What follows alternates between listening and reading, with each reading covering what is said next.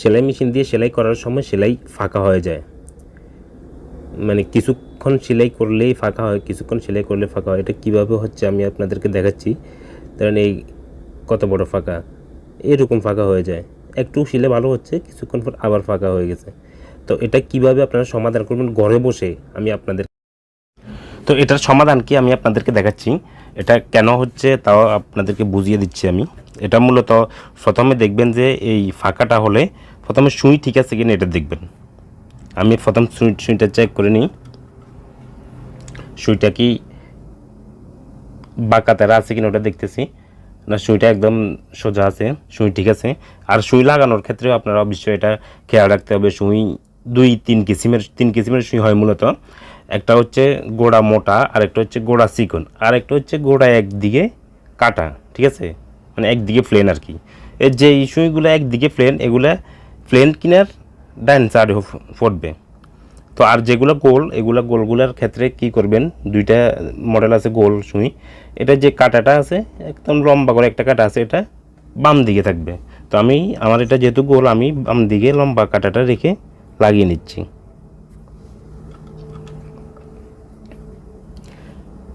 যেহেতু আমার সুই ঠিক আছে, সুইয়ে কোনো সমস্যা নেই।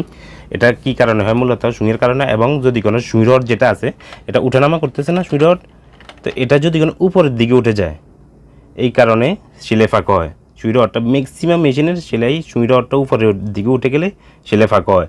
এটা মূলত উপরের দিকে উঠে যায় কিভাবে, আমরা যখন মোটা কাপড় সেলাই করি এটাতে চাপ পড়ে, ঠিক আছে। অনেক সময় মোটা কাপড় সেলাই জিন্স প্যান্ট বা মহিলাদের যেই এমব্রয়ডারি করা থ্রি পিসগুলো, ওগুলো অনেক সময় অনেক মোটা হয়ে যায়।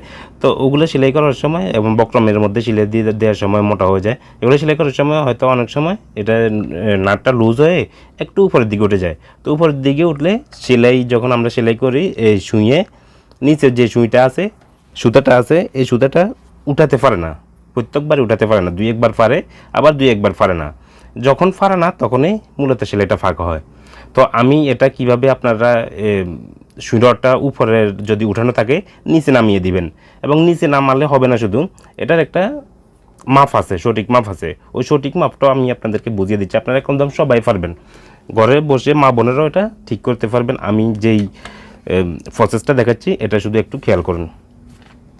এই সুই রডটা উঠানোর জন্য আমি আপনাদেরকে ভালো করে বোঝানোর জন্য এটা খুলতেছি, ভালো করে দেখানোর জন্য আর কি। এটা না খুললেও হয়। তো আমি এটা খুলে নিলাম।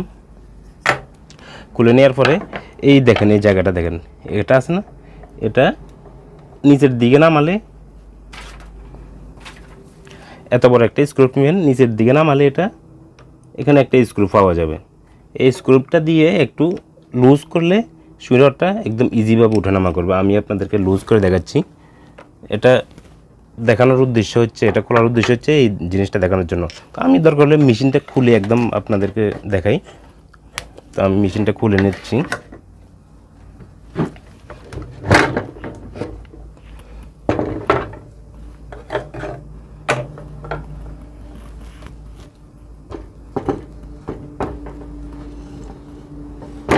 এই যে একটা ছিদ্র আছে, এই ছিদ্র দিয়ে এটা আমি লুজ করে নিচ্ছি।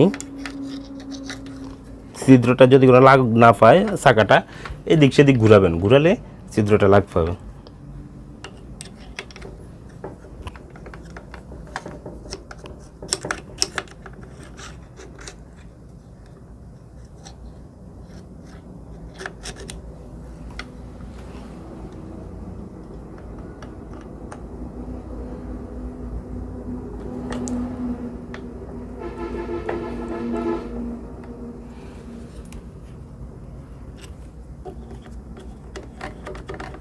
আমি লুজ করে দিছি, ছিদ্রটা দিয়ে স্ক্রুটা লুজ করে দিছি।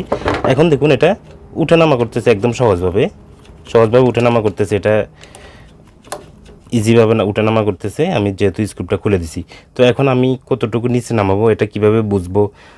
একটু বেশি নামালে কিন্তু সুইটা একদম ঘন ঘন ভেঙে যাবে। সেলাই একটু দিলেই সুই ভাঙবে, একটু বেশি দিলেই সুই ভাঙবে। আর উপরে উঠালে তো সেলাই হচ্ছেই না। তো আমি কি করতেছি দেখুন, আমি আপনাদেরকে বোঝানোর জন্য আমি সেটেলগুলো খুলে নিচ্ছি, ববিন কেস সহ। এগুলো খুলে একদিকে রাখলাম।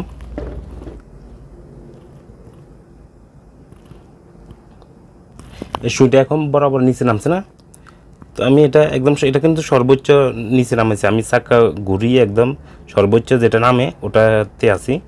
তো ওটা নামার উপর আমি একটু উঠিয়ে দিচ্ছি একদম বরাবর এক সুতা নিচে রাখলাম। এটা হচ্ছে একটা ফাতি, তো এটার আমি এক সুতাও নিচে রাখলাম, ঠিক আছে। এই জিনিসটা একটু ভালো করে খেয়াল করলে আপনারা ঠিক করতে পারবেন। এই এক সুতা উপরে রেখে আমি কিন্তু নাটটা টাইট দিয়ে দেবো। এটা ভালো করে খেয়াল করুন, এক সুতা নিচে রাখলে হবে, সবসময় খেয়াল করতে হবে এক সুতা নিচে রাখলে হবে, একটু বেশিও রাখা যাবে না, কমও রাখা যাবে না, বরাবর এক সুতা নিচে রেখে আমি নাটটা টাইট করে দিচ্ছি।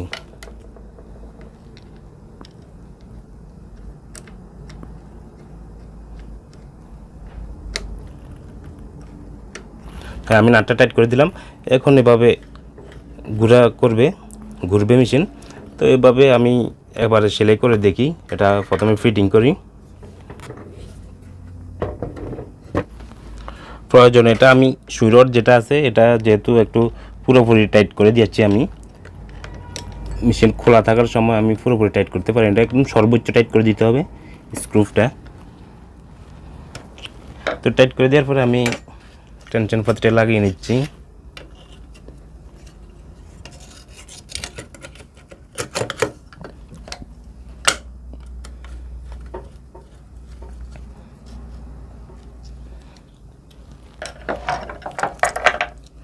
ববিন কেস এবং শ্যাটেলগুলো লাগিয়ে নিচ্ছি। এটা কিভাবে লাগাতে হয় অবশ্যই আপনারা সবাই জানেন, এটা দ্বিতীয়বার দেখাতে হবে না, এটা এভাবে লাগবে আর কি।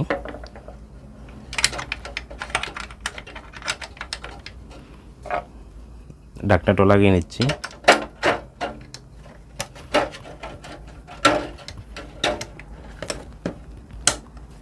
এরপরে ববিন কেসটা এখন আমি সেলাই করে দেখি সেলাই হচ্ছে কি না, আগের মতো কি ফাঁকা হচ্ছে কিনা দেখি। আগে যেহেতু ফাঁকা হয়েছে এখন ফাঁকা হয় কিনা দেখি।